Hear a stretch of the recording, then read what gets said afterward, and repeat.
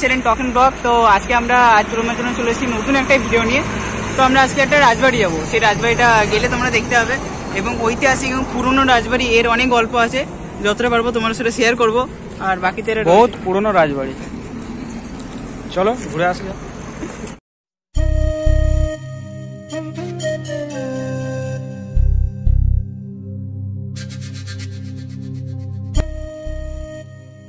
তো বন্ধুরা, আমরা এখন পানাগড় থেকে বেরিয়ে পড়েছি রাজবাড়ির উদ্দেশ্যে এবং এই রাজবাড়ি পৌঁছাতে গেলে আমাদেরকে পানাগড় থেকে বোলপুর যাওয়ার পথে 11 মাইল পড়বে। 11 মাইল থেকে হালকা সোজা গিয়ে ডান হাতে আমরা যদি সোজা রাস্তা ধরে চলে যাই তাহলে খুব সহজেই রাজবাড়িতে পৌঁছে যেতে পারবো।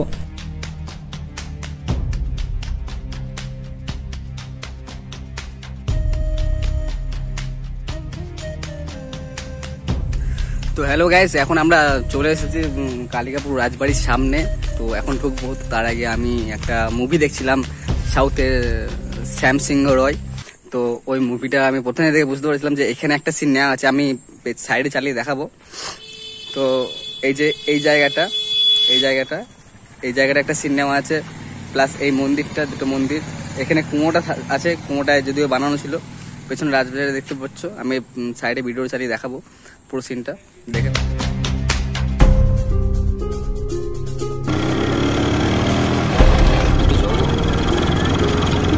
थोड़ा सा पानी मिलेगा।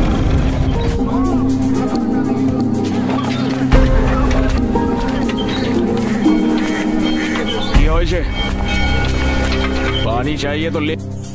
যেমনটা তোমরা দেখলে, কালিকাপুরের মতো কলকাতাতেও অনেক জায়গায় এই সিনেমার শুটিং হয়ে গেছে। তো বন্ধুরা, আমরা এখন যে রাজবাড়ির সামনে এসে উপস্থিত হয়েছি, শুনলে হয়তো আপনারা অবাক হবেন। এটি প্রায় 400 বছরেরও বেশি পুরনো। শোনা যায় বর্ধমান রাজার দেওয়ান ছিলেন পরমানন্দ রায়। তিনি কাঁকসার এক বড় অংশ জমিদারি দায়িত্ব পান। আবার এও শোনা যায় পরমানন্দ রায় ছিলেন কালিকাপুরের পাশের গ্রাম মৌখিড়ার বাসিন্দা। এই বিশাল রাজবাড়ি বানানোর জন্য যতটা জায়গার প্রয়োজন ছিল ততটা এই গ্রামে ছিল না, তাই তিনি পাশের গ্রাম কালিকাপুরে চলে আসেন। সেখানেই তৈরি করেন এই বিশাল বসতবাড়ি। এই পরিবারের জন্য তৈরি হয় দুর্গা মন্দির, আর এই দুর্গা মন্দিরে দুর্গাপুজো চলে আসছে 400 বছর ধরে। 7 পুত্রের জন্য তৈরি করেন 7 মহল প্রাসাদ। এই প্রাসাদ কালিকাপুর রাজবাড়ি নামে খ্যাত।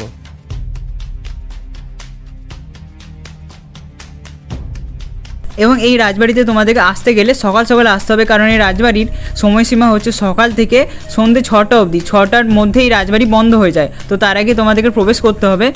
এবং তোমরা যদি বুঝতে না পারো তাহলে তোমরা ম্যাপেও সার্চ করে দেখে নিতে পারো এবং খুব সহজেই তোমরা ম্যাপ দেখে আসতে পারবে। তো বন্ধুরা, তোমরা যে নারী মূর্তিটাকে দেখতে পাচ্ছ জানালার মাঝখানে রয়েছে, তাকে ঘিরে হাজারো অনেক রহস্য আজও রয়ে গেছে, তার সম্পূর্ণ কোনো সঠিক সন্ধান মেলেনি। আর এই পুরনো রাজবাড়ির প্রত্যেকটি ইটের সাথে জুড়ে আছে হাজারো নানান গল্প, যা আজ স্তব্ধ হয়ে রয়ে গেছে।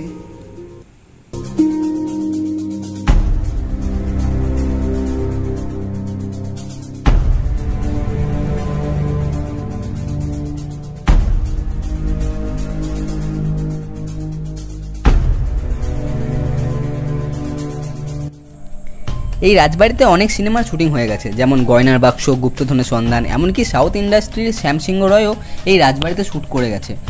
আর না বলেই নয়, বাঙালির প্রিয় দুর্গাপুজো। আর এই দুর্গাপুজো উপভোগ করতে গেলে রাজবাড়ির দুর্গাপুজো দেখতে আসতেই হবে।